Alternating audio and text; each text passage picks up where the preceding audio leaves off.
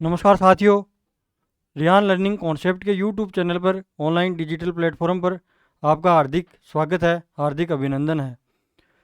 रंगों के त्यौहार होली और धुलंडी की आप सभी को हार्दिक शुभकामनाएं। हम एक बहुत महत्वपूर्ण वेस्टर्न थिंकर, एक ग्रेट फिलोसफर, एक ग्रेट साइंटिस्ट एरिस्टोटल से डील कर रहे हैं। एरिस्टोटल की फ़िलोसफी को समझने का हम प्रयास कर रहे हैं। हम पिछले वीडियो में हमने एरिस्टोटल की मोरल फिलोसफी की शुरुआत कर दी थी, और पिछले वीडियो में हमने मोरल फिलोसफी के साथ साथ हमने थ्योरी ऑफ फोर कोजेज को भी समझा। हम थ्योरी ऑफ फोर कोजेज को रिवाइज कर लेते हैं। उसके बाद हम देखते हैं कि एरिस्टोटल की नज़र में एक्टिविटी क्या है, हैप्पीनेस क्या है और वर्च्यू क्या है।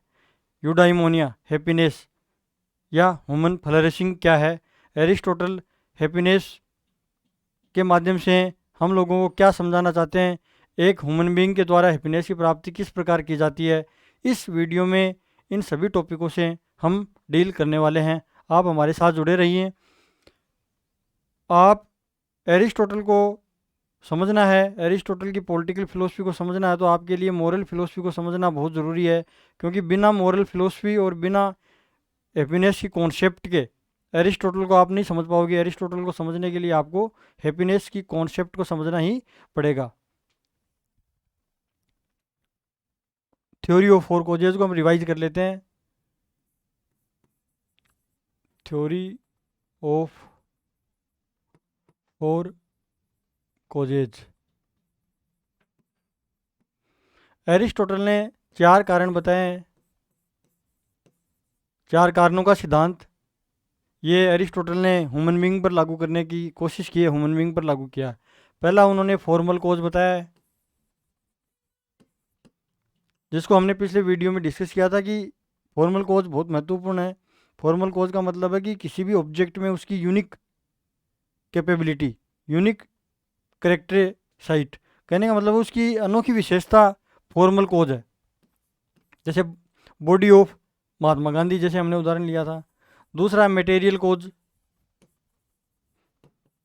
मटेरियल कोज, मटेरियल कोज भौतिक कारण। मटेरियल कोज का मतलब है कौन कौन सी वस्तुओं से मिलकर के ह्यूमन बीइंग या कोई ऑब्जेक्ट बना है, कौन कौन सी वस्तुओं से मिलकर के। तीसरा है एफिशिएंट कोज, निमित्त कारण, इसको हिंदी में कहते हैं निमित्त, एफिशिएंट कोज। एफिशिएंट कोज का मतलब है, एफिशिएंट कोज का मतलब है कि किसके द्वारा बना है, किसने बनाया है। जैसे मूर्ति को एक शिल्पकार ने बनाया है, ह्यूमन बीइंग को पेरेंट्स ने बनाया है, वो एफिशिएंट कोज होता है। पेरेंट्स के कारण ह्यूमन बीइंग की उत्पत्ति हुई है। इस टॉपिक को हम पिछले वीडियो में आपको समझा चुके हैं। तो हमें जो समझना है इस वीडियो में, वो समझना है कि फाइनल कोज क्या है। फाइनल कोज एरिस्टोटल के लिए ये फाइनल कोज बहुत महत्वपूर्ण है, बहुत इंपॉर्टेंस देते हैं एरिस्टोटल। अरस्तु चार कारणों के सिद्धांत में जो उनका एक अंतिम कारण है, चौथा कारण है फाइनल कोज, उसको ज़्यादा महत्व देते हैं, उसको ज़्यादा इंपॉर्टेंस अरस्तु के द्वारा दिया जाता है। फाइनल कोज, इसको हम समझने का प्रयास करेंगे कि ह्यूमन बीइंग का फाइनल कोज क्या है। ह्यूमन बीइंग का फाइनल कोज है हैप्पीनेस की प्राप्ति। हैप्पीनेस की प्राप्ति, हैप्पीनेस को हम किस प्रकार अचीव कर सकते हैं।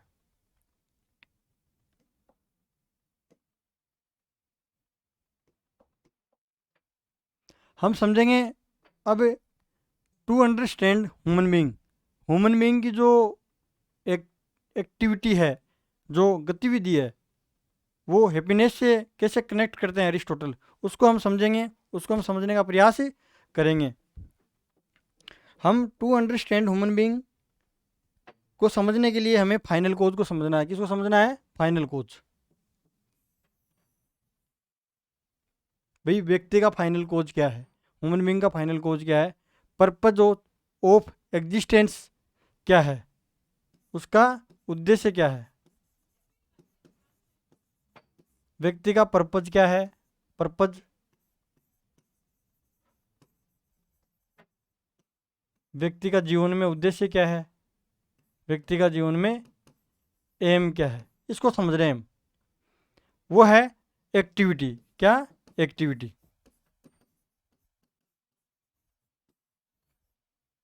इस वीडियो पर हमारा जो एम्फासिस रहेगा वो ये समझने पर रहेगा कि एक्टिविटी क्या है, हैप्पीनेस क्या है, एक व्यक्ति किस प्रकार हाईएस्ट एक्टिविटी की प्राप्ति करता है, और वर्च्यू क्या है। वर्च्यू से भी अरिस्टोटल वर्च्यू से एक्टिविटी को कनेक्ट करते हैं, रेशनल एक्टिविटी को कनेक्ट करते हैं। तो इसके आगे मैं देख लेता हूँ क्रम। इसमें एक्टिविटी क्या है? The activity which we are made to perform, the activity which the activity which we are made form, we are made to perform, we are made to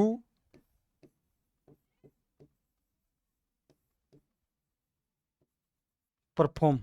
इसको हम समझेंगे अभी, इसको समझेंगे। We, so what is that activity? So what is that activity?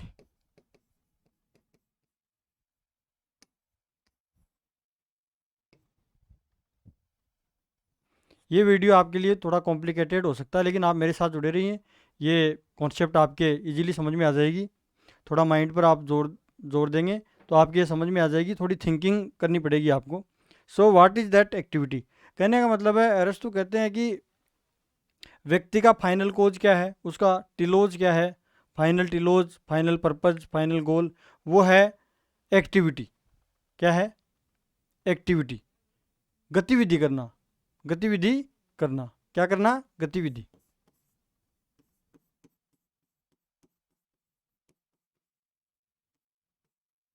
और इस गतिविधि को भी बहुत बेहतर तरीके से करना, उसको भी हम समझेंगे। Activity, the activity which we are made to perform.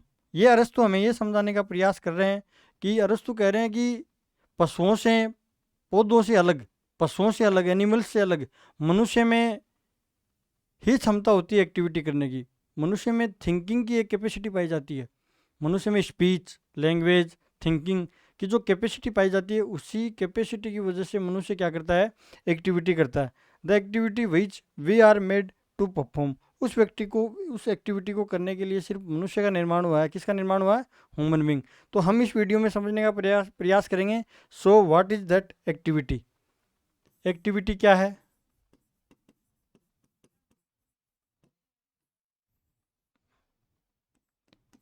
Activity को हैप्पीनेस से कैसे कनेक्ट करते हैं? थोड़ा सा मैं आपको ये समझा देता हूँ कि वास्तु में जो ह्यूमन बींग है, ह्यूमन बींग जो मनुष्य है, ह्यूमन बींग, ह्यूमन बींग गतिविधि करता है, वो अपनी आत्मा के अनुरूप, उसके अपनी आत्मा के अनुरूप गतिविधि करता है, और उस गतिविधि को वो बहुत उत्कृष्ट तरीके से करता है, तब उसमें सद्गुणों का विकास होता है। उसको अरिस्टोटल वर्च्यू कहते हैं। अरस्तु कहते हैं कि व्यक्ति कई प्रकार की गतिविधि करने में सक्षम होता है, उसकी आत्मा में कई प्रकार के सद्गुण हो सकते हैं, लेकिन उन सद्गुणों में से वो कोई एक बेहतर सद्गुण भी उसमें हो सकता है। जैसे हम नीतिशास्त्र में पढ़ते हैं कि नीतिशास्त्र क्या है? नीतिशास्त्र व्यक्ति के उचित और अनुचित कर्मों के बारे में बताती है। व्यक्ति उचित कर्म करता है लगातार। उचित कर्म क्या होते हैं? जो कर्म नियम के अनुकूल होते हैं, समाज में जो कर्म नियम के अनुकूल होते हैं, उन कर्मों को उचित कर्म कहते हैं। उचित कर्मों के लगातार अभ्यास से सद्गुणों का, अच्छी आदतों का विकास होता है। वो जो वर्च्यूज हैं, उनसे क्या है कि आत्मा हमारी प्रकाशित हो जाती है। हमारी आत्मा क्या हो जाती है? प्रकाशित हो जाती है। उन सभी वर्च्यूज की बात अरस्तु यहाँ पर कर रहे हैं। अरस्तु कह रहे हैं ह्यूमन बींग क्या करता है? एक्टिविटी करता है। एक्टिविटी क्या करता है? वो भी कौन सी? Rational activity. कौन सी?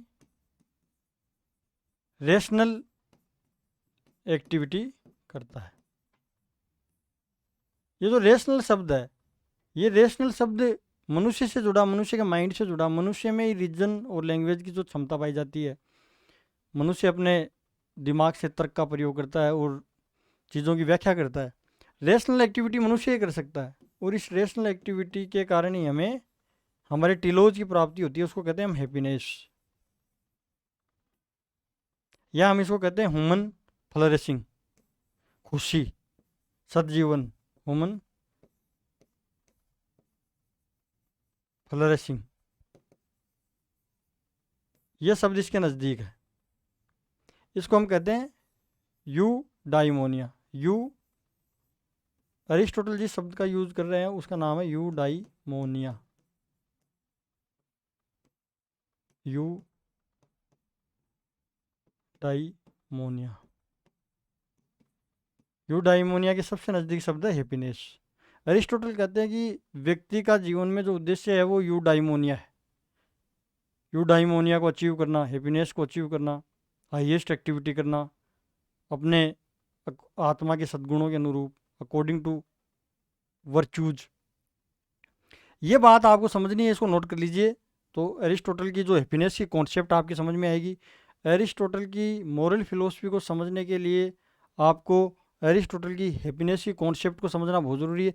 इस वीडियो में हम rational activity, highest activity, virtues और हैप्पीनेस को समझने का प्रयास करेंगे। आप मेरे साथ जुड़े रहिए, हम हैप्पीनेस की सर्च में हैं, इसको हम समझने का प्रयास कर रहे हैं। नोट कर लीजिए आप। एरिस्टोटल की फिलोसफी को समझने के लिए इस एक्टिविटी को समझना बहुत इंपॉर्टेंट है। एरिस्टोटल की जो मॉरल फिलोसफी है उसको समझने के लिए हमें जो ये एक्टिविटी है और ये एक्टिविटी कैसे हैप्पीनेस से कनेक्ट होती है इसको समझना हमें इसके लिए स्ट्रक्चर ऑफ ह्यूमन सोल समझनी है। Structure of human soul, structure structure of human soul, मानव आत्मा की संरचना, मानव आत्मा की संरचना, इसको हमें समझना है।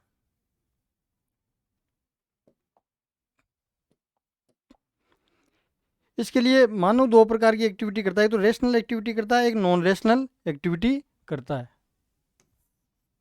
एक तो मनुष्य रेशनल एक्टिविटी करता है। कैसी एक्टिविटी करता है? रेशनल एक्टिविटी करता है। एक मनुष्य नॉन रेशनल एक्टिविटी करता है। ये समझते हैं अभी।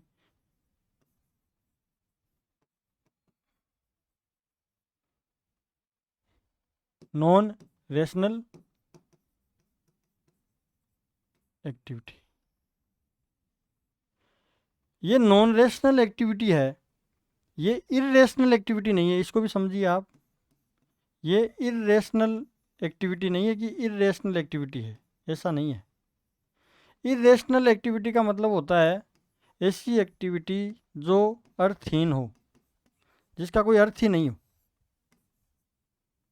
इरेशनल एक्टिविटी जो गलत गतिविधियां, जिनका कोई अर्थ नहीं निकलता हो, जिनका कोई इंपॉर्टेंस नहीं हो। नॉन रेशनल एक्टिविटी का मतलब है कि ये स्वतः होती हैं। कैसे होती है? स्वतः होती हैं, अपने आप होती हैं। इनको प्रयोग में इनके लिए हमें माइंड का यूज लेना नहीं पड़ता। रेशनल एक्टिविटी एक्चुअली थिंकिंग से रिलेटेड है। किससे? थिंकिंग। इसको समझेंगे अभी हम। कंप्लीट थिंकिंग,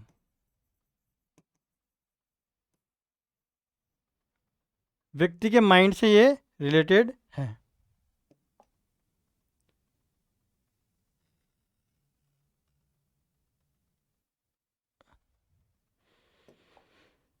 रेशनल एक्टिविटी, पहले हम नॉन रेशनल एक्टिविटी को समझ लेते हैं। ये दो प्रकार की होती है, एपेटाइट एंड डिजायर्स। हम यहाँ लिख देते हैं appetite and desires. Appetite and desires, इच्छाएं और कामनाएं, व्यक्ति की लालसा, इच्छा। Appetite and desires, vegetative and nutritive, vegetative and nutritive. ये प्लांट्स में भी पाई जाती हैं। ये एपेटाइट एंड डिजायर्स, इनके उदाहरण मैं लिख देता हूँ, इनके नीचे इनको समझा देता हूँ, आप जुड़े रहिए मेरे साथ। Growth, cell regeneration, reproduction. Growth,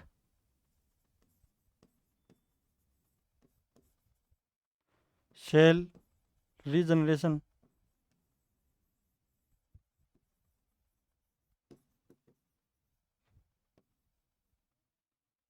reproduction.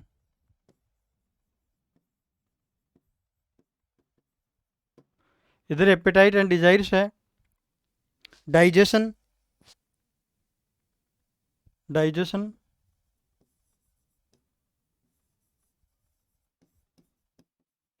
इधर हंगर, भूख, प्यास, फैटिग, पावर। इसके अलावा pleasure,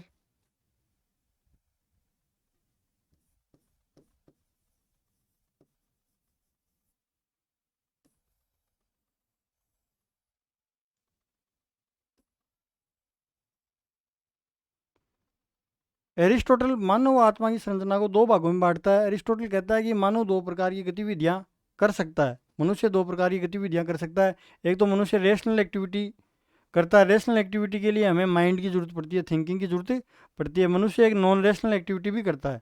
non rational activity irrational activity नहीं है। इरेशनल एक्टिविटी का मतलब है ऐसी एक्टिविटी जिसका कोई अर्थ नहीं हो, अर्थहीन एक्टिविटियाँ, जो गलत गतिविधियाँ हो। नॉन रेशनल एक्टिविटी का मतलब है कि ऐसी एक्टिविटी जो स्वतः होती हैं, वो अपने आप होती हैं, उनको हमें उपयोग में लाने के लिए हमें दिमाग की ज़रूरत नहीं पड़ती, माइंड की ज़रूरत नहीं पड़ती, हमें सोचना नहीं पड़ता, थिंकिंग नहीं करनी पड़ती। नॉन थिंकिंग से संबंधित है, थिंकिंग नहीं करनी पड़ती, नॉन थिंकिंग।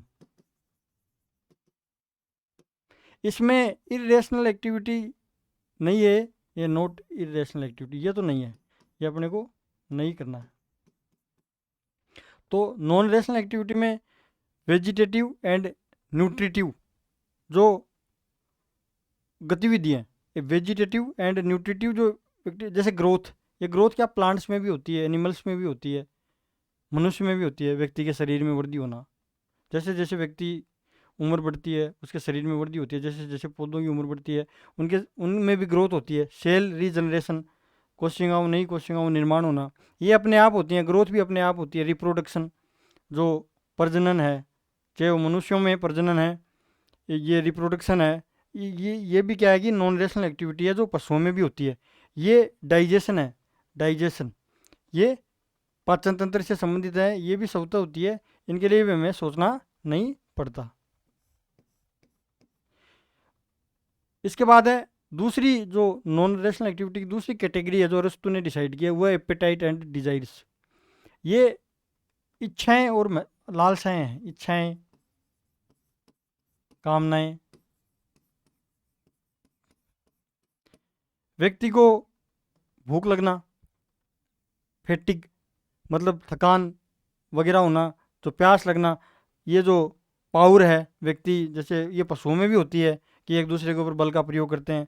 प्लेजर है, प्लेजर भी इसमें नॉन रेशनल एक्टिविटी गतिविधि में आती है। अरस्तु इनको दोनों को नॉन रेशनल एक्टिविटी कहता है। तो ये समझने का आप प्रयास कीजिए।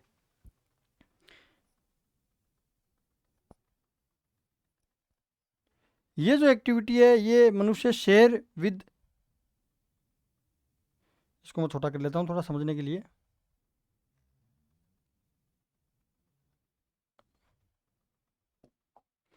ये मनुष्य share with plants,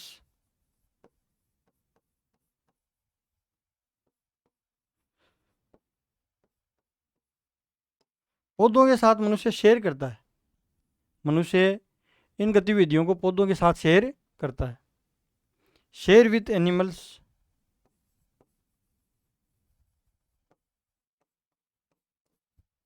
share with animals. अरस्तु कहता है कि मनुष्य जो एपेटाइट एंड डिजायर्स है ये जो गतिविधियां हैं ये पशुओं, मतलब ये गतिविधियां पशुओं में भी होती हैं, भूख प्यास आदि। ये गतिविधियां पौधों में पाई जाती हैं, ग्रोथ सेल रीजनरेशन। ये मनुष्य पौधों के साथ शेयर करता है, अर्थात ये पौधों में भी कॉमन है, पौधों में भी मनुष्य में पाई जाती है। अरस्तु ये नॉन रेशनल जो एक्टिविटी है इसलिए बता रहा है कि ये पौधों में भी और पशुओं में भी होती हैं।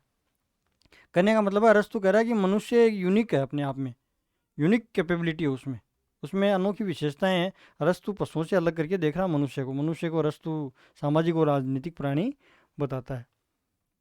अब आते हैं रेशनल एक्टिविटी पर। रेशनल एक्टिविटी जो हमारे लिए इम्पोर्टेंट रेशनल एक्टिविटी है, हम जिस टॉपिक को पढ़ रहे हैं, जिस टॉपिक से हम डील कर रहे हैं, उसको समझने के लिए हमें रेशनल एक्टिविटी को समझना बहुत ज़रूरी है।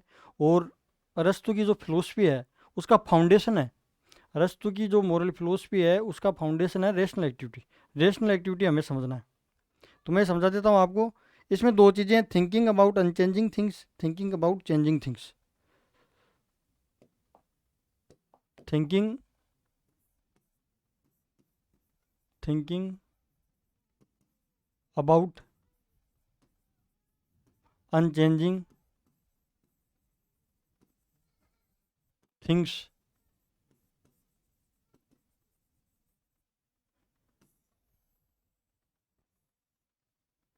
Thinking about thinking about changing things. आप वीडियो मेरे साथ बने रहिए, आपको समझ में आ जाएंगी ये चीज़ें।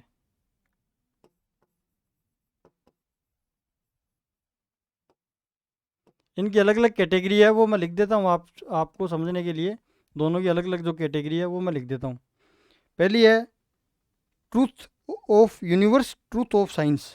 इसमें है ट्रूथ ऑफ यूनिवर्स,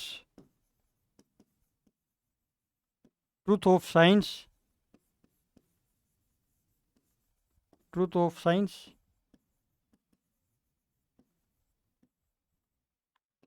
तीसरी है truth of metaphysics, truth of metaphysics बता देता हूँ आपको, नोट कर लो आप चाहो तो अपनी बुक में नोट कर लो। मेटाफिजिक्स का मतलब है इस वर्ल्ड के बियॉन्ड एक दूसरा वर्ल्ड हो रहा है, इस भौतिक दुनिया के पर एक दूसरी दुनिया हो रहा है, उसका संबंध मेटाफिजिक्स से। किससे? मेटाफिजिक्स से। थिंकिंग अबाउट चेंजिंग थिंग्स, इसके लिए हम इसको और छोटा कर लेते हैं थोड़ा समझने के लिए। हमारे लिए ज़्यादा बढ़िया ये रहेगा कि यहीं इसको हम छोटा करें, ताकि एक साथ क्लैरिटी आपके डेवलप हो जाए।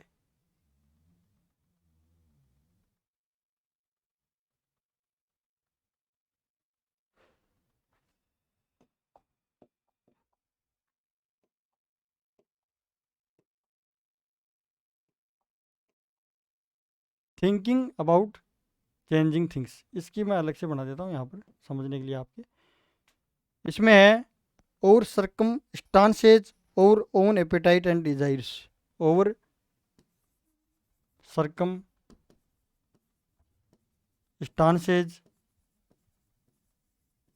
और एपेटाइट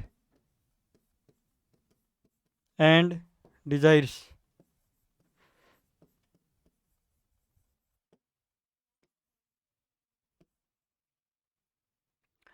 अरस्तु मानव आत्मा की संरचना बताता है। नॉन रेशनल एक्टिविटी हमने देख ही ली। अरस्तु कहता है कि रेशनल एक्टिविटी में जो थिंकिंग अबाउट अनचेंजिंग थिंग्स और thinking about changing things, thinking about unchanging things अर्थात जो वस्तुएं दुनिया में बदलती नहीं है वो फिक्स है, वो फिक्स है, दुनिया में बदलती नहीं है।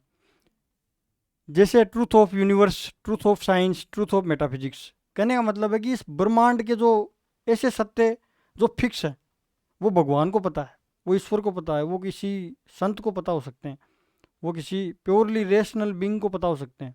अरस्तु ये कहते हैं कि इस यूनिवर्स में कुछ शाश्वत सत्य विद्यमान है जो फिक्स हैं, जो चेंज नहीं होते। वो सत्य सिर्फ और सिर्फ भगवान को पता होते हैं। वो किसको पता होंगे? Purely rational being, purely rational being. इस चार्ट को आप समझने का प्रयास कीजिए। प्योरली रेशनल बीइंग या गॉड या संत।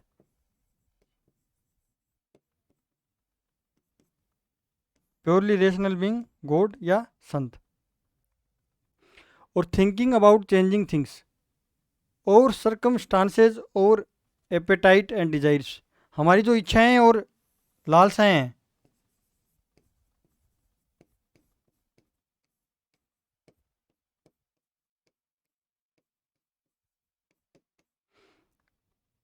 थिंकिंग अबाउट चेंजिंग थिंग्स कहने का मतलब है कि ये एक्टिविटी सिर्फ मनुष्य कर सकता है, ह्यूमन बीइंग। जो वस्तुएं, हमारी परिस्थितियां भी बदल जाती हैं, वस्तुएं भी परिवर्तित होती रहती हैं, धीरे धीरे चेंज होती रहती हैं। कहने का मतलब है और सर्कमस्टांसेज, जो हमारी परिस्थितियाँ वो धीरे धीरे बदल जाती हैं। हमारी लालसाएं, हमारी इच्छाएं वो फिक्स नहीं रहती, वो बदल जाती हैं। मनुष्य वो गतिविधि करता है, मनुष्य वो चीज़ें सोच सकता है। तो इस चार्ट को हमने समझा। इस चार्ट में जो कुछ बातें हैं, जैसे हम कहेंगे कि एपेटाइट एंड डिजायर्स, ये वाली बातें, हंगर, फैटिग, ये वाली बातें मनुष्य करता है। थिंकिंग अबाउट चेंजिंग थिंग्स, इसमें हमारी जो ये जो बातें हैं, इन सभी बातों से मिलकर क्या है कि मोरलिटी का स्फेयर बनता है, स्फेयर ऑफ मोरलिटी बनता है। उसको समझेंगे हम। अभी तो हम जो मानव आत्मा की जो संरचना है उसको समझने का प्रयास कर रहे हैं। उसमें दो प्रकार की गतिविधियां हैं, नॉन रेशनल एक्टिविटी और रेशनल एक्टिविटी। रेशनल एक्टिविटी में थिंकिंग अबाउट अनचेंजिंग थिंग्स, इनको कोई भगवान या कोई संत या कोई प्योरली रेशनल विशुद्ध विवेकशील प्राणी ही समझ सकता है। जैसे ट्रूथ ऑफ यूनिवर्स के बारे में जानना, विज्ञान के सत्यों के बारे में जानना, ट्रूथ ऑफ मेटाफिजिक्स के बारे में जानना, ये सिर्फ और सिर्फ भगवान जान सकता है। हमें सिर्फ इस बात पे जोर देना, अगर आपको अरस्तू की फिलोसफी समझनी है तो आपको सिर्फ थिंकिंग अबाउट चेंजिंग थिंग्स के बारे में जानना है। आप इसको नोट कर लीजिए। इसके बाद में मैं एक चार्ट और बनाऊंगा और उस चार्ट से हम स्पेयर ऑफ मोरलिटी का निर्माण करेंगे। स्ट्रक्चर ऑफ ह्यूमन सोल का एक चार्ट और बनाएंगे। आप नोट कर लो, स्क्रीनशॉट ले लो इसका। Structure of human soul.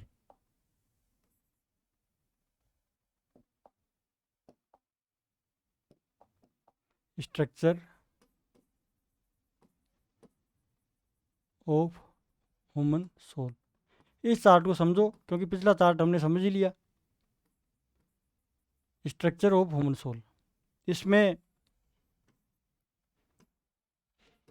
दो बातें आपके लिए बहुत इंपॉर्टेंट है। एक तो रेशनल एक्टिविटी, जो पीछे हमने लिखा, रेशनल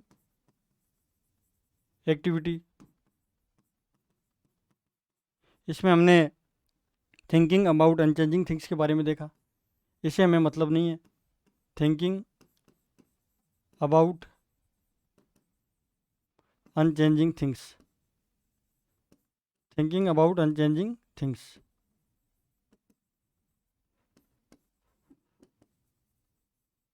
ये जो गतिविधि है, ये रेशनल एक्टिविटी है। ये कौन कर सकता है? सिर्फ सिर्फ और सिर्फ गॉड कर सकता है, या कोई संत कर सकता है, कोई फिलोसफर कर सकता है। इसके बाद है नॉन रेशनल एक्टिविटी में वेजिटेटिव एंड न्यूट्रिटिव, हमने देख ही लिया। नॉन रेशनल एक्टिविटी में हमने non rational activity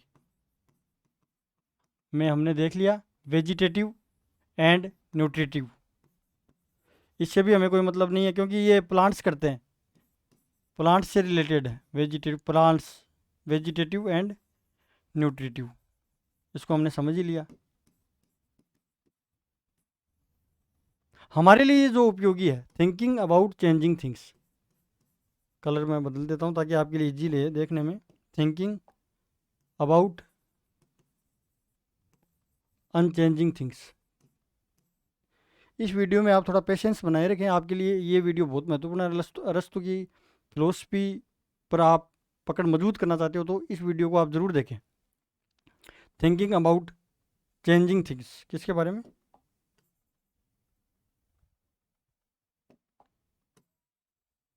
changing things, बदलती हुई चीज़ों के बारे में सोचना। ये मनुष्य करता है ये गतिविधि। थिंकिंग की जो गतिविधि है मनुष्य के माइंड से रिलेटेड है, और मनुष्य के माइंड में ही रीजन है, विजडम है, नॉलेज है। और एक नॉन रेशनल एक्टिविटी है, उसको भी हम यहाँ पर ले लेते हैं। उसमें है hunger, money, फैटिक, power. Hunger, hunger, money, फैटिक, power, sex, ये सारी चीज़ें, हंगर, मनी, फैटिक, पावर, सेक्स, ये सारी चीज़ें नॉन रेशनल एक्टिविटी में आती हैं। सब तो होती हैं, सब तो होती हैं, लेकिन इनसे भी क्या है कि मनुष्य की मोरलिटी का निर्माण होगा। हमें मोरलिटी का निर्माण करना है। इसके बाद है thinking about changing things. Think about over own appetite and desires. एक एपेटाइट, एपेटाइट एंड डिजायर्स, इच्छाएं और कामनाएं, ये इंपॉर्टेंट है। अगर मैं यहाँ गोला कर दूँ, यहाँ पर आपको समझाने के लिए एक गोला कर दूँ, इसको,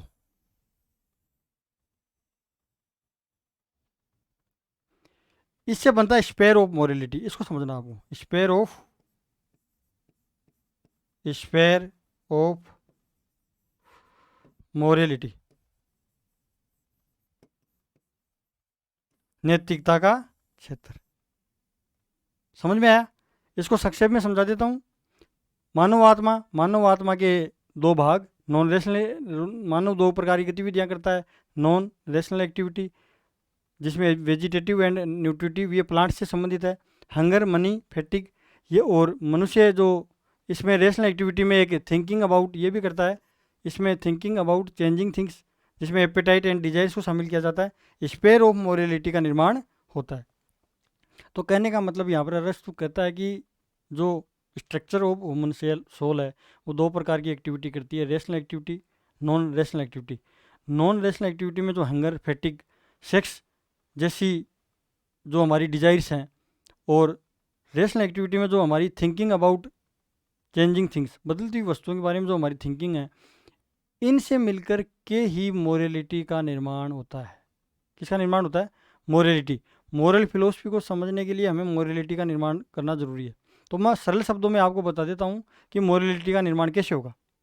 देखिए, ये मनुष्य है, human being, human being. Human being क्या है? एक रेशनल बीइंग है। क्या है? रेशनल, विवेकशील प्राणी है। ये क्या करता है? थिंकिंग करता है। क्या करता है? थिंकिंग, जो पशु नहीं करते। किसका प्रयोग करता है? रीजन का, रीजन और लैंग्वेज का, लैंग्वेज का प्रयोग करता है। और रीजन और लैंग्वेज का प्रयोग करके व्यक्ति अच्छा और बुरा सोचता है। क्या सोचता है?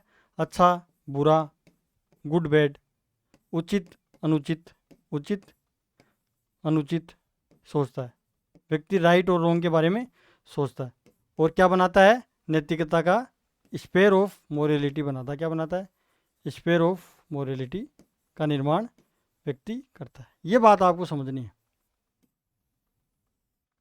व्यक्ति अपने माइंड से, ये व्यक्ति का माइंड है, इससे क्या बना रहा है? स्पेयर ऑफ मोरलिटी का निर्माण कर रहा है कि व्यक्ति में ही विशेषता है। हैप्पीनेस की प्राप्ति हमें करनी है। हैप्पीनेस की प्राप्ति हम तभी करेंगे जब हमारे भीतर एक्टिविटी होगी, वो भी रेशनल एक्टिविटी। तो इसको नोट कर लीजिए आप।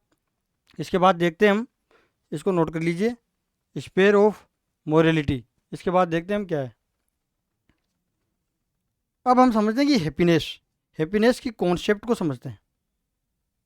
अरस्तु कहते हैं कि हैप्पीनेस क्या है, अब समझेंगे हम। इतनी देर तो हैप्पीनेस को समझने के लिए हम बैकग्राउंड बना रहे थे, बैकग्राउंड तैयार कर रहे थे, पृष्ठभूमि तैयार कर रहे थे। अब समझेंगे वास्तव में हैप्पीनेस क्या है। What is happiness? What is happiness? अब समझेंगे हम व्हाट इज हैप्पीनेस। हैप्पीनेस एक एक्टिविटी है। क्या है? एक्टिविटी है, एक गतिविधि है, एक गतिविधि है, और एक हाईएस्ट एक्टिविटी है। कैसी एक्टिविटी है? हाईएस्ट एक्टिविटी है, हाईएस्ट एक्टिविटी है। और इस एक्टिविटी को कौन कर सकता है? सिर्फ, सिर्फ और सिर्फ मनुष्य, मनुष्य कर सकता है। मनुष्य तीन बातें बताता है इसको करने के लिए। सिर्फ और सिर्फ कौन कर सकता है इसको? मनुष्य कर सकता है। सेपरेट अस फ्रॉम अदर्स, कहने का मतलब है कि यही एक्टिविटी ऐसी है, हैप्पीनेस की जो एक्टिविटी है, ये एक्टिविटी ऐसी है जो मनुष्य को अन्य लोगों से अलग करती है। सेपरेट फ्रॉम अदर्स, पशुओं से हमें अलग करती है। कहने का मतलब है कि पशुओं से हमें ये एक्टिविटी अलग करती है। कि अरस्तु का एक बहुत प्रसिद्ध कथन भी है, man is a political man by nature, man is by nature A political and social man. कहने मतलब अरस्तु ने यह कहा कि मनुष्य एक सामाजिक और राजनीतिक प्राणी है यदि वो राज्य में रहता है। यदि वो राज्य में नहीं रहता, या तो वो देवता है या वो पशु है। सेपरेट फ्रॉम अदर्स, ये दूसरों से हमें अलग करने वाली गतिविधि है। दूसरी बात अरस्तु कहते हैं only we can do, only we can do, इस गतिविधि को सिर्फ और सिर्फ मनुष्य कर सकता है। हाईएस्ट एक्टिविटी को कौन कर सकता है? मनुष्य कर सकता है। तीसरी बात क्या कहते हैं अरस्तु? यूनिक टू अस, ये हमारे लिए यूनिक है। ये वैसे तो सरल ही हैं तीनों बातें, लेकिन थोड़ी अलग इसकी व्याख्या हो जाती है, यहाँ थोड़ा विस्तार से है। Unique to us. एरिस्टोटल क्या कहते हैं? एरिस्टोटल कहते हैं कि हैप्पीनेस क्या है? हैप्पीनेस एक एक्टिविटी है, और एक्टिविटी में भी हाईएस्ट एक्टिविटी है, और इस एक्टिविटी को सिर्फ और सिर्फ मनुष्य कर सकता है। मनुष्य एक अनोखा प्राणी है। ओनली वी कैन डू, सिर्फ इसको हम कर सकते हैं। सेपरेट फ्रॉम अदर्स, अन्यों से हमें ये एक्टिविटी अलग करती है। तो ये एक्टिविटी ही हमें हैप्पीनेस तक पहुंचाएगी। फिर हम वर्च्यू को भी इससे कनेक्ट करेंगे, कि वर्च्यू को भी एरिस्टोटल कनेक्ट करते हैं बहुत खूबसूरती से, उसको भी हम समझेंगे। अब हम कौन सी एक्टिविटी की यहाँ पर बात कर रहे हैं? अब पिछले चार्ट में आप जाइए, पिछले चार्ट में जाइए, उसको देखिए, वहाँ पर याद कीजिए। हम एक एक्टिविटी है जो मनुष्य कर सकता है। गॉड उन चीज़ों के बारे में सोच रहा है जो अनचेंजिंग है, मनुष्य चेंजिंग चीज़ों के बारे में सोच रहा, थिंकिंग अबाउट चेंजिंग थिंग्स। अब हम कह सकते हैं कि मनुष्य कौन सी एक्टिविटी कर सकता है? थिंकिंग अबाउट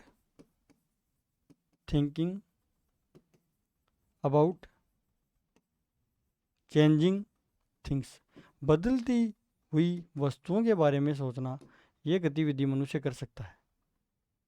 यह आपको समझ में आ गई होगी। ये मनुष्य की यूनिक कैपेबिलिटी है, थिंकिंग अबाउट चेंजिंग थिंग्स। मनुष्य ही इन बदलती वस्तुओं के बारे में सोच सकता है, और एक मोरालिटी के स्फीयर का निर्माण भी होता है। ये कौन कर सकता है? ये ह्यूमन बीइंग कर सकता है। कौन कर सकता है? सिर्फ और सिर्फ ह्यूमन बीइंग। कौन कर सकता है? ह्यूमन बीइंग, मनुष्य।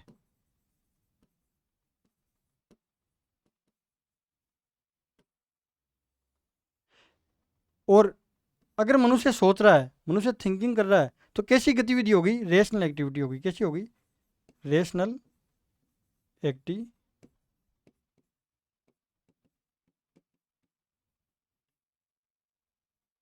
कैसी एक्टिविटी होगी? रेशनल एक्टिविटी होगी।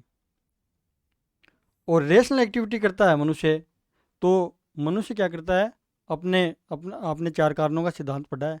फाइनल कोज, मतलब टिलोज, टिलियोलॉजिकल व्यू भी आपने देखा है कि टिलोज की प्राप्ति के लिए, टिलोज क्या है मनुष्य का? मनुष्य का टिलोज है हैप्पीनेस, और हैप्पीनेस की प्राप्ति के लिए वो एक्टिविटी करता है। तो टिलोज, हम क्या करते हैं? टिलोज की प्राप्ति के लिए ये सारा काम कर रहे हैं, ओवर टिलोज। और इससे क्या करते हैं हम? ओवर टिलोज से किसकी प्राप्ति करते हैं हम? हैप्पीनेस की प्राप्ति करते हैं। किसकी प्राप्ति करते हैं? हैप्पीनेस। किसकी प्राप्ति करते हैं? हम हैप्पीनेस की प्राप्ति करते हैं। रेशनल एक्टिविटी के माध्यम से हम हमारे टिलोज को फुलफिल करते हैं। क्या करते हैं? फुलफिल। अभी मैं दोबारा समझा देता हूँ आपको, कंफ्यूज होने की बिल्कुल भी जरूरत नहीं है, सिर्फ समझना हमें। मेक अस हैप्पी, ये लिख देता हूँ मैं यहाँ पर।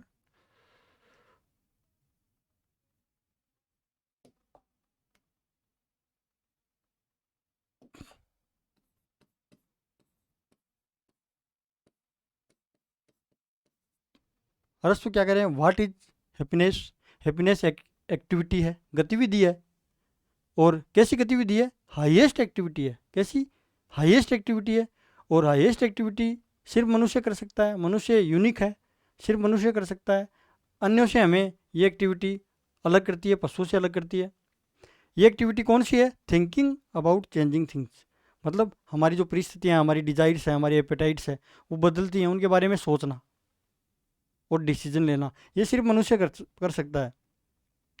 जो एनिमल्स होते हैं, आप अपने सराउंडिंग ऑब्जर्व करोगे तो देखोगे कि एनिमल्स भी बात करते हैं, लेकिन वो बहुत कम कन्वर्सेशन कर सकते हैं, कम्युनिकेशन कर सकते हैं। जिस प्रकार मनुष्य रीजन और लैंग्वेज का प्रयोग करता है, स्पीच एक मनुष्य की अनोखी विशेषता है।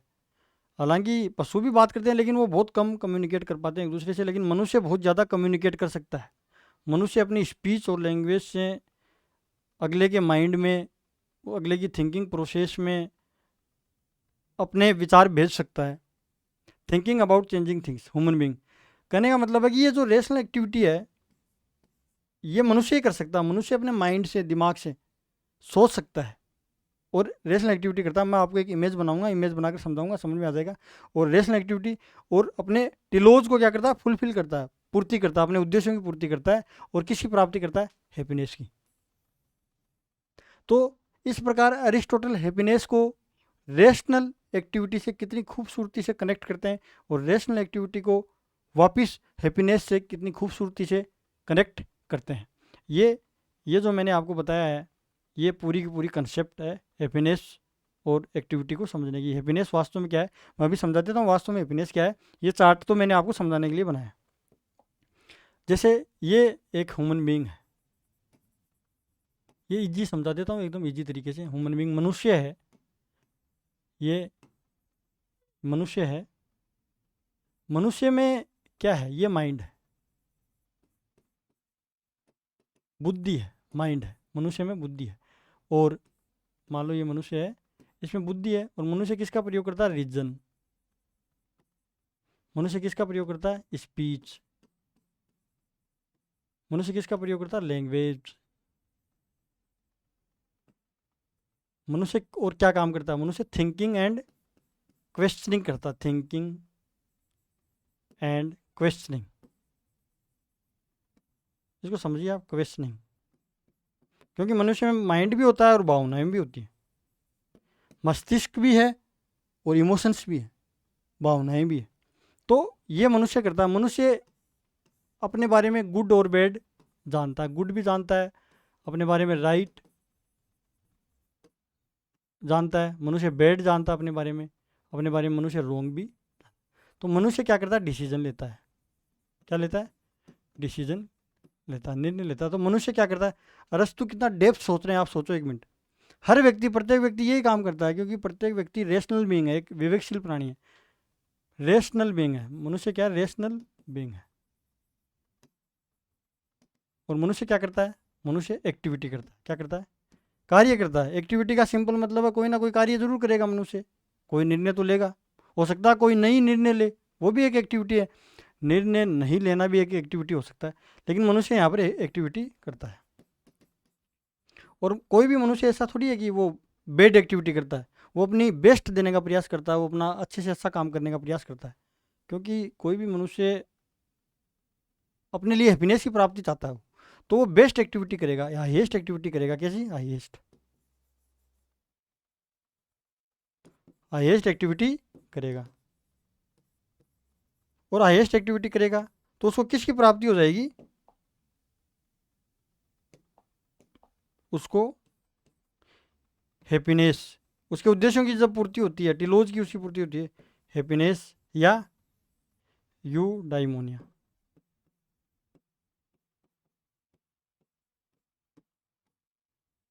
हैप्पीनेस और यूडाइमोनिया की उसको प्राप्ति हो जाएगी।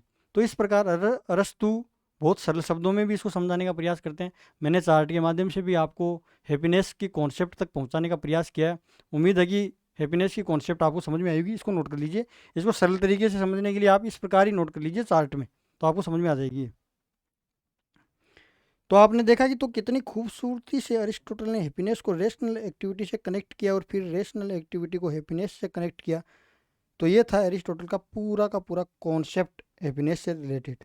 ठीक है, उम्मीद है कि आपको ये कॉन्सेप्ट समझ में आया होगा।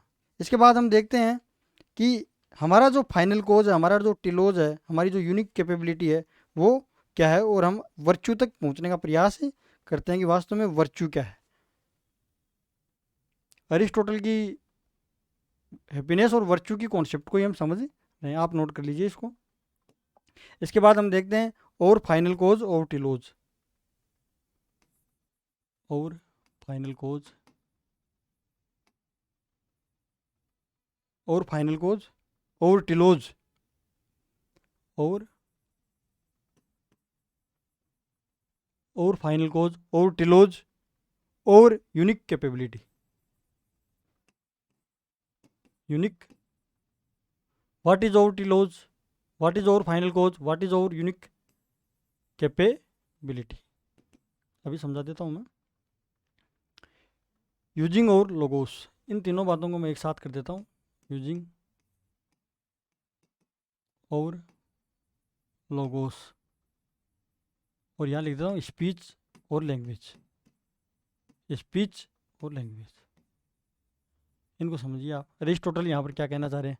Aristotle theory of four causes से तो ह्यूमन बीइंग का फाइनल कोज बताते हैं कि to be happy. Teleological view में over telos, everything in nature has a telos. अरस्तु टेलियोलॉजिकल व्यू में ये कहते हैं, ये तो टेलियोलॉजिकल व्यू से आया है। ये ओवर फाइनल कोज ये थ्योरी ऑफ फॉर्म से आया है।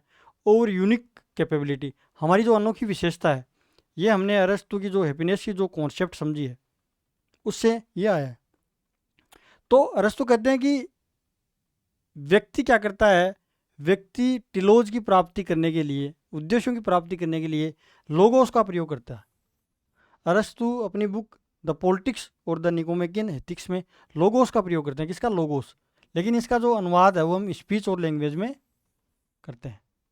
अरस्तु अपनी major book the Nicomachean Ethics और द पॉलिटिक्स में लोगोस का उपयोग करते हैं, और लोगोस का यहाँ पर अनुवाद है स्पीच और लैंग्वेज। स्पीच और लैंग्वेज ये मनुष्य की यूनिक कैपेबिलिटी है। क्या है, यूनिक कैपेबिलिटी है, पशुओं में नहीं होती है, पशुओं में नहीं होती। स्पीच और लैंग्वेज मनुष्य की यूनिक कैपेबिलिटी है। किसकी, यहाँ से हम पहुँच रहे हैं रेशनैलिटी पर।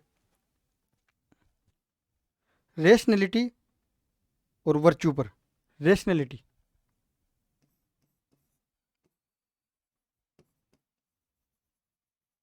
Rationality and activity,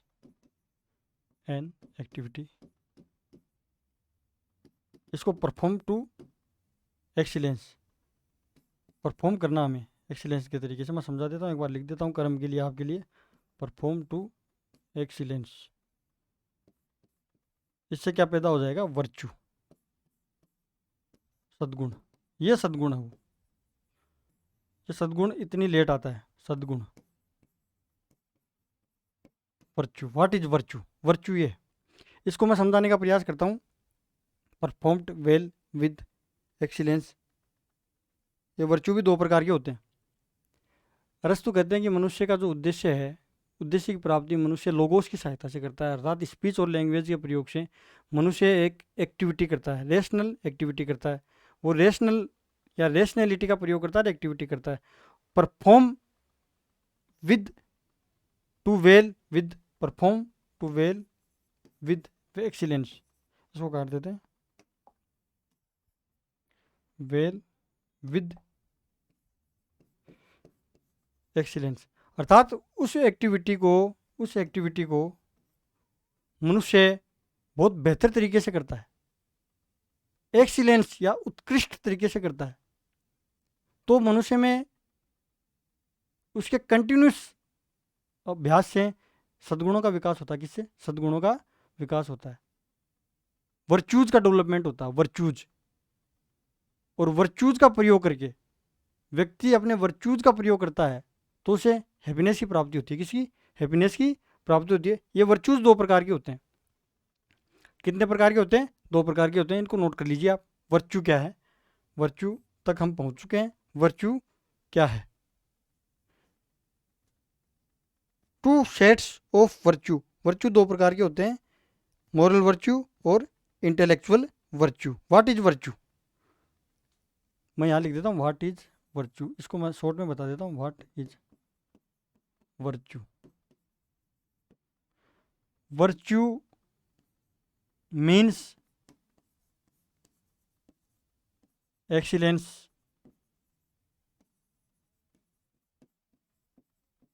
virtue means excellence, virtue means doing something well, virtue means doing something well.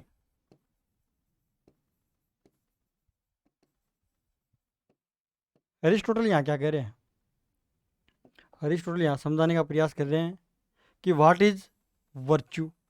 Virtue means excellence. किसी भी एक्टिविटी को आप एक्सीलेंस, उत्कृष्ट तरीके से करते हो तो वर्च्यू मीन्स एक्सीलेंस, उत्कृष्ट तरीके से करते हो तो वर्च्यू का डेवलपमेंट होता है। Virtue means doing everything well.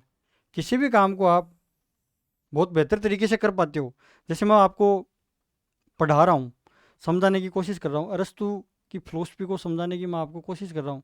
अगर मैं ये कार्य बहुत बेहतर तरीके से कर पाता हूँ तो मैं वर्च्यू डेवलप कर पा रहा हूँ, मैं एक हाईएस्ट एक्टिविटी कर रहा हूँ और इससे मेरे को हैप्पीनेस की प्राप्ति हो रही है। और हैप्पीनेस की प्राप्ति हो रही है तो मेरे में वर्च्यूज़ का डेवलपमेंट होगा। मुझे पढ़ाना अच्छा लगता है, मुझे आप लोगों को समझाना अच्छा लगता है, तो इससे मेरे मेरे भीतर भी वर्च्यूज़ का डेवलपमेंट होगा। तो इससे समझिए, आप इस उदाहरण से आप समझिए। इसको समझा देता हूँ मैं, वर्च्यू क्या है इसको उदाहरण से भी समझा देता हूँ। मैं मेरा ही उदाहरण लेता हूँ। जैसे मेरा काम है आपको टीचिंग करवाना, पढ़ाना, टीचिंग, लर्निंग, ये मेरी क्या है, टीचिंग और लर्निंग। मैं पढ़ता हूँ और पढ़ाता हूँ, आपको मैं समझा रहा हूँ, ये मेरी एक्टिविटी है। क्या है? एक्टिविटी है। और ये रेशनल एक्टिविटी है। कैसी एक्टिविटी है मेरी? मेरी ये रेशनल एक्टिविटी है। कैसी एक्टिविटी है?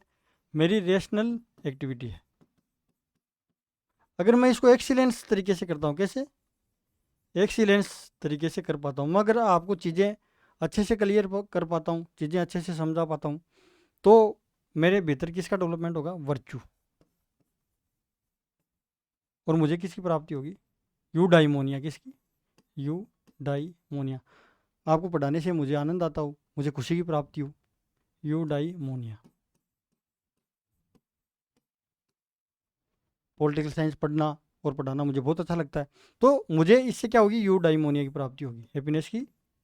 अरिस्टोटल की देखो कितनी प्रैक्टिकल बातें। हैप्पीनेस, हैप्पीनेस की प्राप्ति होगी। इसको नोट कर लीजिए। इसके आगे देखते हैं हम। वर्च्यू दो टाइप के होते हैं, इसको नोट कर लीजिए आप। Two sets of virtue. Virtue के दो प्रकार होते हैं, मॉरल एंड इंटेलेक्चुअल वर्च्यू। इसके बाद हम थ्योरी ऑफ गोल्डन मीन देखेंगे, उसको समझने का प्रयास करेंगे। Two sets of virtue, two sets of virtue, two sets of virtue. पहला तो मॉरल वर्च्यू, मॉरल वर्च्यू। दूसरा इंटेलेक्चुअल वर्च्यू, इंटेलेक्चुअल वर्च्यू।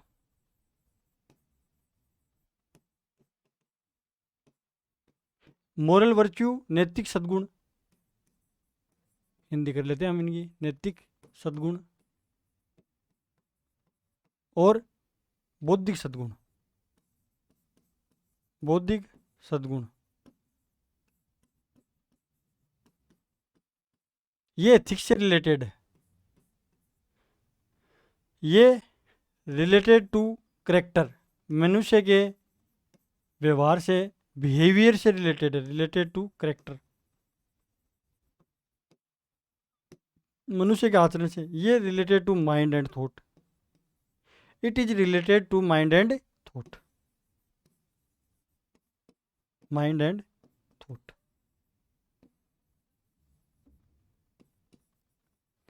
इनमें दो वर्च्यू हैं, एक तो फ्रोनेसिस और एक सोफिया। इनको समझेंगे हम एक अलग वीडियो में। फ्रोनेसिस, अरस्तु के अनुसार फ्रोनेसिस क्या है और सोफिया क्या है। ये सोफिया थ्योरेटिकल से संबंधित है, फ्रोनेसिस प्रोडक्टिव और प्रैक्टिकल नॉलेज से संबंधित है। इनको अभी हम डील नहीं करेंगे इन दोनों को।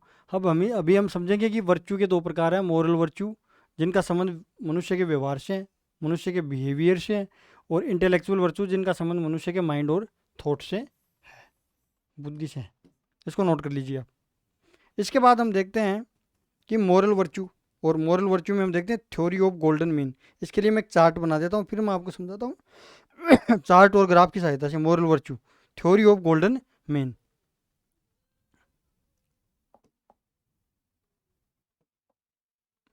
थ्योरी ऑफ गोल्डन मीन या डॉक्ट्रिन ऑफ मीन, अरस्तु का स्वर्णिम माध्य का सिद्धांत। ये जो अरस्तु का स्वर्णिम माध्य का सिद्धांत है, आपके एग्जाम के पॉइंट ऑफ व्यू से बहुत इंपॉर्टेंट है, तो आप इस पर ध्यान दीजिए, इसको समझने का प्रयास कीजिए। कुछ उदाहरण दूंगा मैं इसको समझाने के लिए। स्वर्णिम माध्यम का सिद्धांत,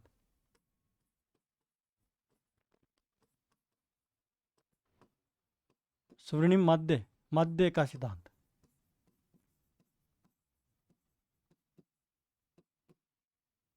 इसमें गोल्डन मीन वर्च्यू क्या है? वास्तव में वर्च्यू दो एक्सट्रीम बिहेवियर के बीच का मीन है। इसको हम समझने का प्रयास करेंगे। इसके लिए मैं एक चार्ट बना देता हूँ। Too much, too little,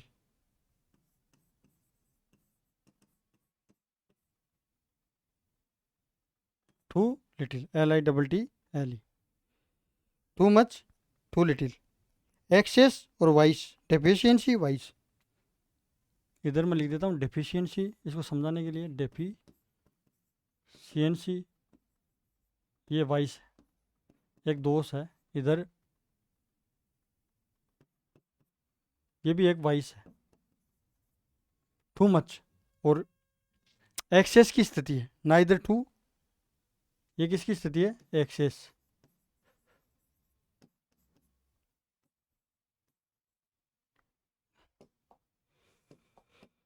neither too little nor too much, neither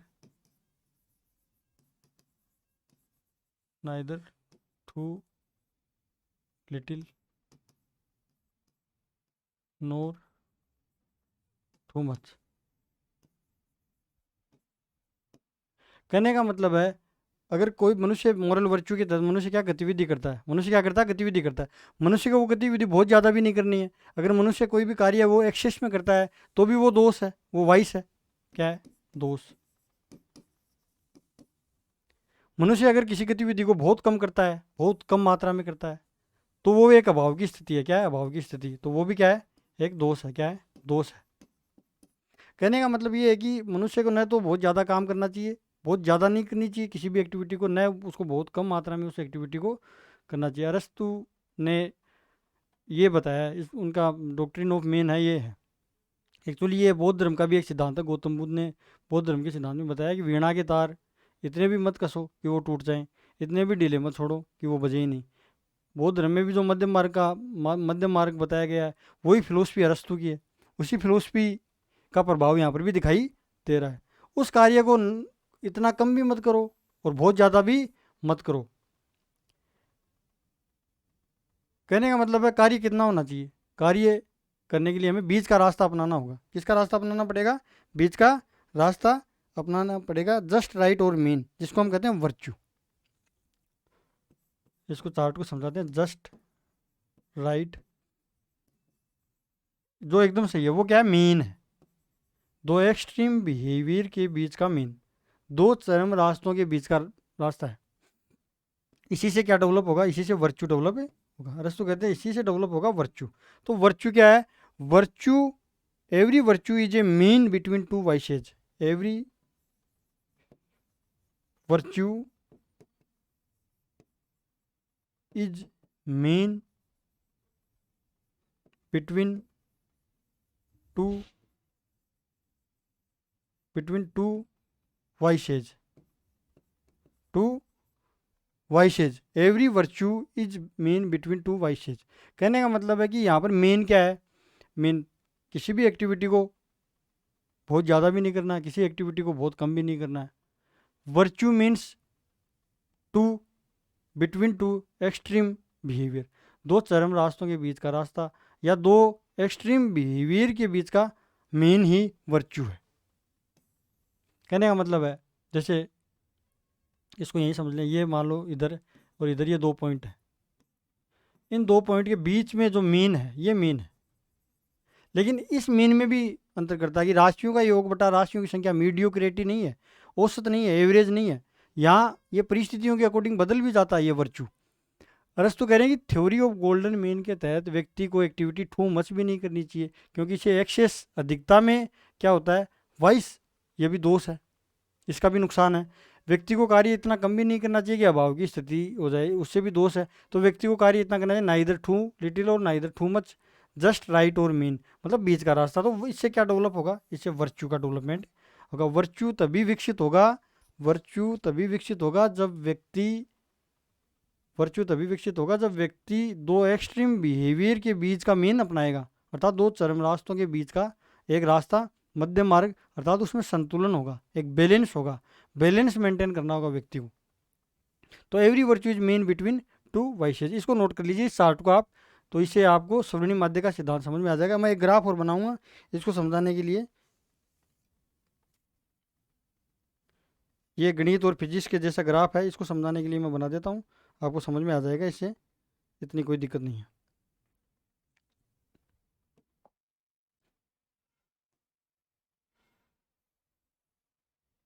ये एक मैं ग्राफ बना रहा हूँ इसको समझाने के लिए आपको। ये तो मूल बिंदु O है, ये अक्ष अक्ष मान लो, ये वाई अक्ष। इसमें 2-3 बातें हमें लिखनी है। एक तो गुडनेस, ऊपर की तरफ जाते हैं तो गुडनेस है, ये एक्टिविटी है, एक्टिविटी। इधर टू लिटिल और टू मच, यहाँ लिख देते हैं टू लिटिल समझने के लिए, इधर लिख देते हैं टू मच। एक ग्राफ बना लेते हैं हम।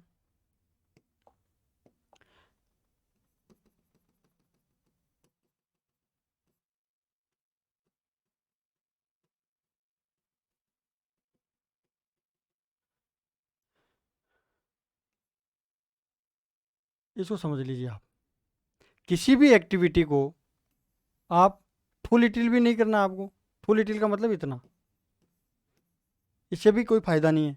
आपको टू मच भी नहीं करना, किसी एक्टिविटी को बहुत ज़्यादा भी नहीं करना। मतलब पॉइंट दे लेते हैं हम यहाँ पर 1 2 3 4 5, 1 2 3 4 5 6 7 8। कहने का मतलब यहाँ तक 8 तक भी ये कार्य आपको नहीं करना है, 8 पॉइंट तक भी आपको कार्य करना है। आपको कार्य कितना करना है, मीन, ये मीन है, ये क्या है, मीन है, ये राइट है, क्या है, राइट है। आप इसको समझने का प्रयास कीजिए। किसी भी एक्टिविटी को आपको बहुत ज़्यादा भी नहीं करना कि ऊपर की तरफ जाएंगे तो ये गुडनेस है।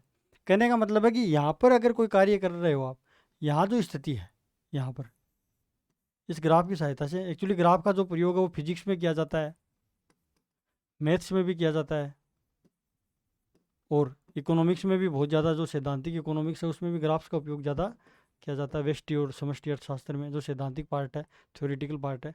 तो इसको पॉलिटिक्स को भी समझाने के लिए हमें पॉलिटिकल साइंस में भी एरिस्टोटल के जो theory of doctrine of mean, मतलब स्वर्णिम माध्यम के सिद्धांत को समझाने के लिए ग्राफ का उपयोग मेरे द्वारा किया जा रहा है, ताकि आपको सरलता से समझ में आ जाए। इतना काम कम मत करो कि टू लिटिल हो जाए, इतना काम ज़्यादा मत करो कि टू मच हो जाए। हमें काम कितना करना है, बीच का काम करना है। ये जो ग्राफ है इसको समझिए आप, ये जो पॉइंट है, मतलब 4 नंबर का जो पॉइंट है ये श्रेष्ठ हमारे लिए, न तो 8 हमारे लिए श्रेष्ठ है, न 1 हमारे लिए श्रेष्ठ है।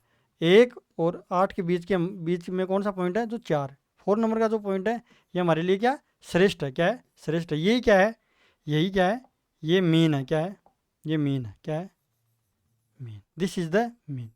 और ये मीन ही क्या है, ये वर्च्यू है, क्या है, वर्च्यू है, यही सद्गुण है, क्या है, सद्गुण।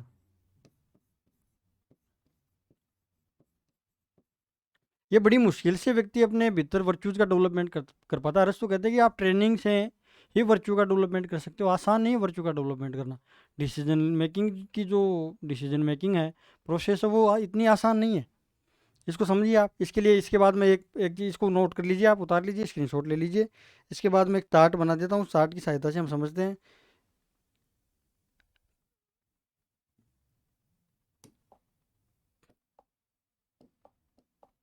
एक्टिविटी, इधर तो एक्टिविटी लिख देता हूँ, इधर कंट्रोल फियर, कंट्रोल फियर, इधर लिख देता हूँ गिव मनी।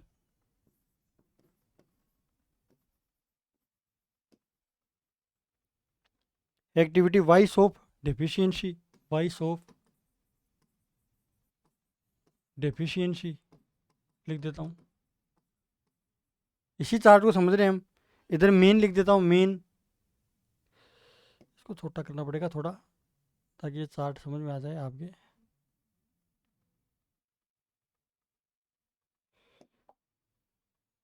इधर ये मीन या virtue,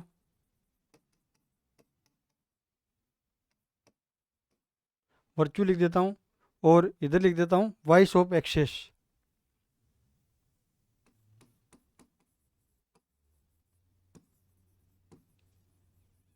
vice of access.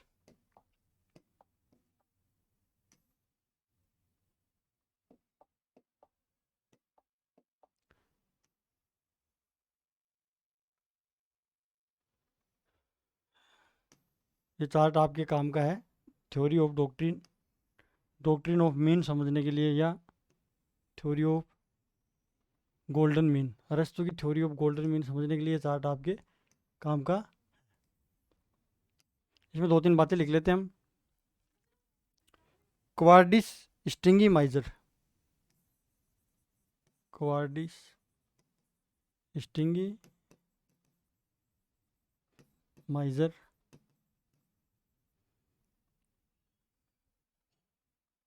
Courage generous.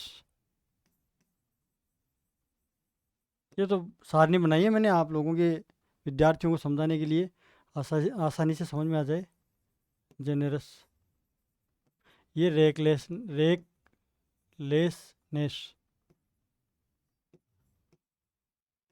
Spend thrift. ये मात्रा है, अलग अलग मात्रा है। वर्चू हमें समझना, वर्चू क्या है हमें समझना है कि थ्योरी ऑफ गोल्डन मीन क्या है, डॉक्ट्रिन ऑफ मीन क्या है, स्वर्णिम माध्यम का सिद्धांत क्या है। तो इस चार्ट से समझेंगे, इस सारणी से हम समझेंगे। इसमें एक एक्टिविटी है, ये एक्टिविटी है कि कंट्रोल फियर, भय को नियंत्रण करना है। इससे समझते हैं भय को आपको नियंत्रित करना है। अगर आप बहुत ज़्यादा भयभीत हो रहे हो तो इसका वाइस क्या है। अगर इसमें बहुत ज़्यादा भयभीत हो रहे हो, आप बहुत ज़्यादा डरपोक हो, तो आप कायर हो जाओगे। फिर क्या हो जाओगे, क्वारडाइस की स्थिति हो जाएगी, कायर की स्थिति, कायर की स्थिति हो जाएगी। यदि आप बहुत ज़्यादा बहादुर हो, रेकलेसनेस हो, तो ये बहुत ज़्यादा बहादुरी भी सही नहीं है, बहुत ज़्यादा बहादुरी भी बेवकूफ़ी है। करेज, करेज इनके बीच का रास्ता अभी उदाहरण से समझेंगे। जैसे गिव मनी, कोई दानशील व्यक्ति है, वो फिलांथ्रोपी कर रहा है या फिर वो चैरिटी कर रहा है। तो यदि वो बिल्कुल चैरिटी नहीं कर रहा है, कोई व्यक्ति है वो अगर धन बिल्कुल नहीं दे रहा, वो कंजूस है, पैसे हैं लेकिन वो बिल्कुल भी कुछ भी, अगर वाइस की स्थिति है तो वो कंजूस है। क्या है, हमें पहुंचना है दो एक्सट्रीम बिहेवियर के बीच में, मीन जो है उसमें हमें पहुंचना है। अगर व्यक्ति बहुत ज़्यादा खर्चीला है, बहुत ज़्यादा पैसे उड़ाता है, तो वो स्पेंड थ्रिफ्ट, अपव्यय कहलाता, उड़ाऊ, उड़ाऊ जिसको हम कहते हैं, वो क्या कहलाएगा, अपव्यय कहलाएगा। और अगर वो बीच का रास्ता अपनाता है, न तो ज़्यादा न कम, वो दान समय आने पर अपनी औकात के अनुसार, अपनी हैसियत के अनुसार दान भी करता है। बहुत ज़्यादा दान भी नहीं करता वो, ऐसा नहीं कि वो पूरा का पूरा ही मतलब पैसे ख़त्म कर दे, ऐसा नहीं कि वो बिल्कुल भी दान नहीं करे। इसको कहते हैं उदार, दयालु, न्यायप्रिय। तो ये जो बीच का मीन है, ये क्रेज और जेनरस है। हम एक उदाहरण लेते हैं कि मान लो एक वर्ध पुरुष है, उदाहरण मैं वैसे ही बता देता हूँ आपको समझाने के लिए। वर्ध पुरुष है, उसको चार पांच बदमाशों ने, जिनके पास बंदूक है, उन्होंने घेर लिया। और आपने वर्ध पुरुष को देखा कि चार पांच बदमाश उस वर्ध पुरुष को डरा रहे हैं, तो आपका एक मन तो ये कर रहा है कि आप वहाँ से चुपके से निकल जाएं। वो भी स्थिति से नहीं, सही नहीं है, वो स्थिति बिल्कुल भी सही नहीं है, क्योंकि वहाँ आप कायर हो जाओगे। और ऐसा भी नहीं है कि आप डायरेक्ट वर्ध पुरुष को बचाने के लिए वहाँ चले जाओ, क्योंकि आप नहीं आते हो, उनके पास क्या है कि बंदूकें हैं, तो वो क्या है कि आपको मार भी सकते हैं, बंदूक है, उनके पास हथियार है। तो आप क्या बीच का रास्ता क्या अपनाओगे? आप हो सकता है पुलिस को फ़ोन करें, या हो सकता है वहाँ पर आसपास के लोगों को आप इकट्ठा करके वहाँ ले जाओ, उनको पकड़ो। तो ये एक बीच का रास्ता, एक मेन है। अरस्तु इस मेन की बात कर रहे हैं। आप परिस्थितियों के अनुसार दो एक्सट्रीम बिहेवियर के बीच में जो मेन का जो रास्ता अपनाते हो, उस वर्चू की बात अरस्तु कर रहे हैं। एक उदाहरण लेते हैं हम, सैनिक। एक सैनिक है, वो अपनी टुकड़ी के साथ युद्ध लड़ रहा है, तो सामने बहुत बहुत ज़्यादा सैनिक है। मान लो वो अकेला सैनिक उन सभी सैनिकों के सामने मान लो अकेला चला जाए और दुश्मन ने बॉर्डर पर आक्रमण कर दिया, तो वो अकेला सैनिक उनके सामने लड़ना चले जाए, अकेला मान लो 50-100 सैनिकों के सामने चला जाए, तो वो भी बेवकूफ़ी है।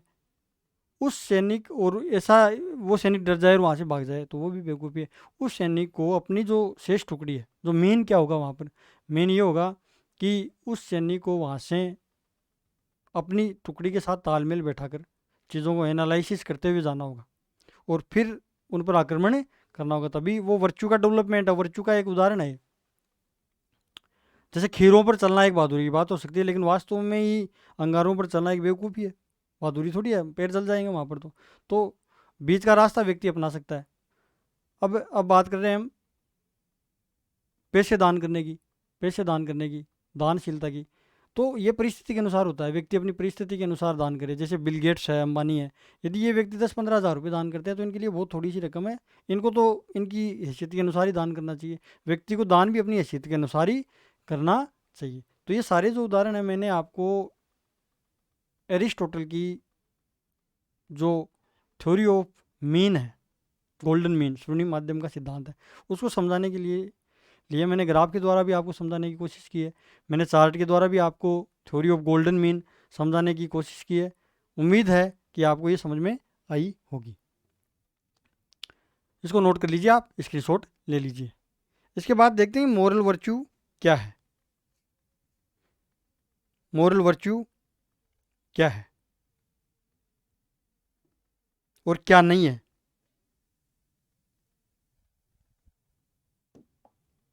मोरल वर्च्यू क्या है और क्या नहीं है। मोरल वर्च्यू,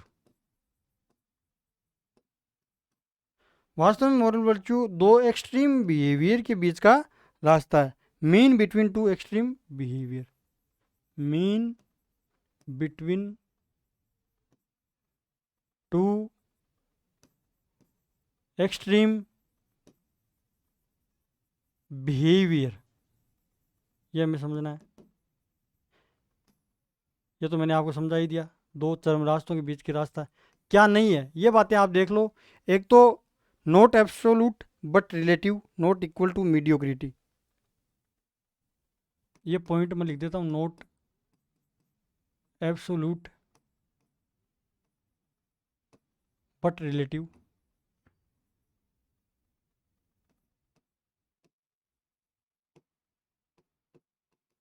कहने का मतलब है कि परम नहीं है। मेन का मतलब है कि एब्सोल्यूट नहीं है, ये सापेक्ष है। मेन परिस्थितियों पर डिपेंड करता है कि आप कौन सी परिस्थितियों में रह रहे हैं, उसी के अकॉर्डिंग आपको व्यवहार करना चाहिए। दूसरी बात है, ये मीडियोक्रिटी भी नहीं है, नॉट मीडियोक्रिटी। ये एवरेज नहीं है। कई बार हम बात करते हैं कि कोई विद्यार्थी है, वो औसत है, पढ़ाई में क्या औसत है वो, तो वो एक मीडियोक्रिटी हो सकती है। मतलब उसको ना तो ज़्यादा आता है ना कम आता है, वो एवरेज स्टूडेंट है। या कई बार हम गणित में औसत की बात करते हैं, राशियों का योग बटा राशियों की संख्या, तो वो भी क्या है कि राशियों का योग बटा राशियों की संख्या, वो वाली बात नहीं है। ये मीडियोक्रिटी एवरेज नहीं है, ये परिस्थितियों पर डिपेंड करता है।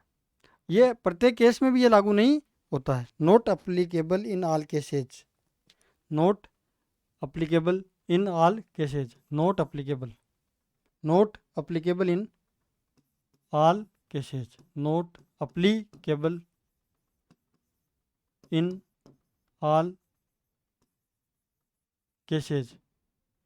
चोरी, हत्या, स्टीलिंग, इनमें लागू नहीं होता है। ये बता देता हूँ मैं, चोरी, हत्या, कहने का मतलब मर्डर, स्टीलिंग और मर्डर। इसका मतलब है सभी केस में थ्योरी ऑफ जो गोल्डन मीन है वो लागू नहीं होती।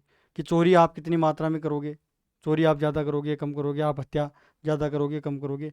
तो नेगेटिव व्यू नहीं है एरिस्टोटल का। थ्योरी ऑफ जो डॉक्ट्रिन में ना वो नकारात्मक नहीं है, वो सकारात्मक है। आप जो एक्टिविटी हैं जो जो अच्छे परिवर्तन की तरफ जाती हैं उन्हीं को लेकर के कंसर्न है एरिस्टोटल।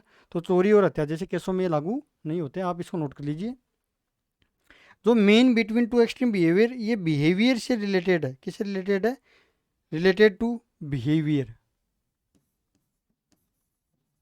रिलेटेड व्यवहार और आचरण,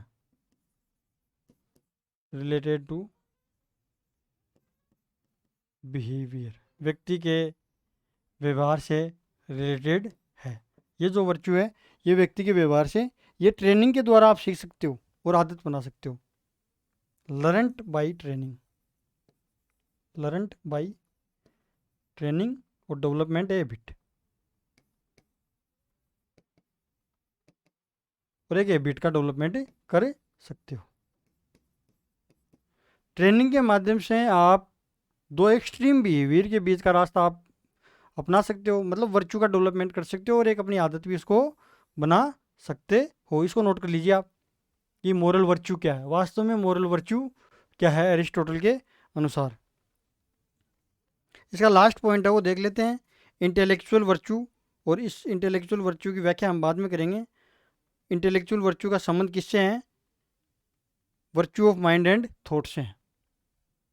जो सेकंड सेट है वर्च्यू का, जो सेकंड टाइप है वो है इंटेलेक्चुअल वर्च्यू।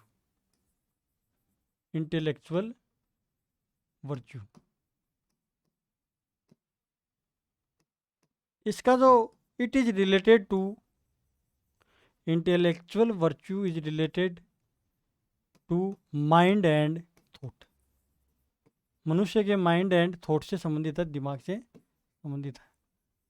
और जो मोरल वर्च्यू है वो जो है वो मनुष्य के व्यवहार से संबंधित है। ये बात आप ध्यान में रखिए, आपकी जानकारी के लिए बता देता हूँ कि मोरल वर्च्यू है, मोरल वर्च्यू मनुष्य के व्यवहार से संबंधित है और इंटेलेक्चुअल वर्च्यू मनुष्य के माइंड और थॉट से संबंधित है। रिलेटेड टू नॉलेज, इसको हम लिख सकते हैं रिलेटेड टू नॉलेज। इसके कई टाइप हैं, 5 प्रकार का है, ये मैं लिख देता हूँ।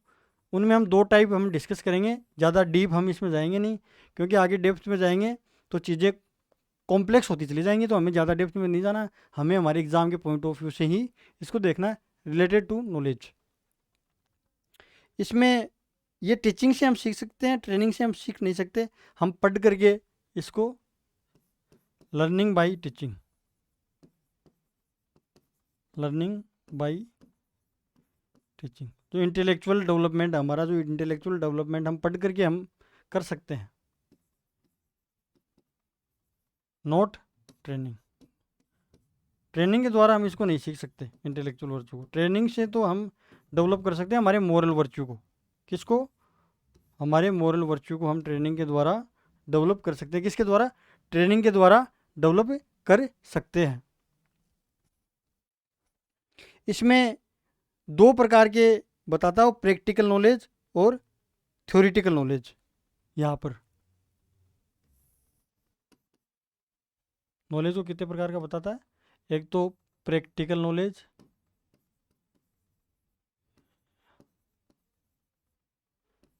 व्यावहारिक नॉलेज, जिसमें पॉलिटिक्स और एथिक्स को शामिल करता है। अरस्तु, अरस्तु की 3 विद्याएं हमने पढ़ी हैं।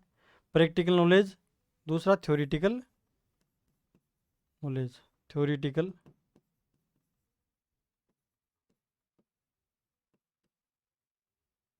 नॉलेज। प्रैक्टिकल नॉलेज में वो टेक्ने टेक्ने ये टेक्ने और फ्रोनेसिस को शामिल करता है। किसको? फ्रोनेसिस। थ्योरेटिकल नॉलेज में वो सोफिया, नोस और एपिस्टमे को शामिल करता है। इसको समझिए आप, Sophia, nous, episteme. Aristotle intellectual virtue को माइंड और थॉट से रिलेटेड बताता है, जो कि नॉलेज से रिलेटेड है। ये टीचिंग के द्वारा हम सीख सकते हैं, ट्रेनिंग के द्वारा हम इंटेलेक्चुअल डेवलपमेंट नहीं कर सकते। इसमें भी नॉलेज को 2 टाइप में बांट देता है अरस्तु, प्रैक्टिकल नॉलेज और प्रोडक्टिव नॉलेज, जिसमें वो टेक्ने की बात करता है और फ्रोनेसिस की बात करता है। 5 प्रकार का वो नॉलेज उसका टाइप है। थ्योरेटिकल नॉलेज में सोफिया की बात करता है, नोस की बात करता है, और एपिस्टमे की बात करता है। ये आपके एग्जाम के पॉइंट ऑफ व्यू से इंपॉर्टेंट है, आप यहाँ पर ध्यान रखिए। हम हमारे वीडियो में, नेक्स्ट वीडियो में जिसको समझने का प्रयास करेंगे वो फ्रोनेसिस है और सोफिया है। हमारे जो काम का जो है वो एग्जाम की दृष्टि से वो फ्रोनेसिस और सोफिया है। सोफिया का संबंध थ्योरेटिकल या थ्योरी बिल्डिंग से है, फ्रोनेसिस का संबंध प्रैक्टिकल यानी प्रैक्टिकल नॉलेज से है। तो ये बातें हमने समझी। तो आपने देखा कि अरस्तु ने किस प्रकार एक्टिविटी को रेशनल एक्टिविटी से, हैप्पीनेस से कनेक्ट किया, हैप्पीनेस को वर्च्यू से कनेक्ट किया, फिर वर्च्यू से हमने मोरल वर्च्यू पढ़ा, मोरल वर्च्यू का रिलेशन कैसे बिहेवियर से रिलेटेड है। फिर हमने इंटेलेक्चुअल वर्च्यू देखा जिसका संबंध माइंड एंड थॉट से हैं, जिसमें हमने फ्रोनेसिस और सोफिया जैसे शब्दों को देखा। ज़्यादा डेप्थ में हम यहाँ जाएंगे नहीं, क्योंकि एग्ज़ाम के पॉइंट ऑफ व्यू से इम्पोर्टेंट है, उतना ही हम यहाँ पर करेंगे, उतना ही हम इसको समझने का प्रयास करेंगे। तो इस प्रकार इस वीडियो में एरिस्टोटल की मोरल फिलोसफी का एंड होता है। इसी के साथ हम इस वीडियो का एंड करते हैं। उम्मीद है कि आपको ये वीडियो समझ में आया होगा। इस वीडियो को आप ज़्यादा से ज़्यादा शेयर करें, सब्सक्राइब करें। हमारे चैनल रियान लर्निंग कॉन्सेप्ट को आप सब्सक्राइब ज़रूर करें, और मेरे द्वारा कंटिन्यूस जो वीडियो बनाए जा रहे हैं वो आपके एग्ज़ाम की दृष्टि से आपके लिए काफ़ी हाईली बेनिफिशियल और यूज़फुल साबित होंगे, ऐसी मेरी उम्मीद है। Thank you so much watching this video and thank you so much. धन्यवाद।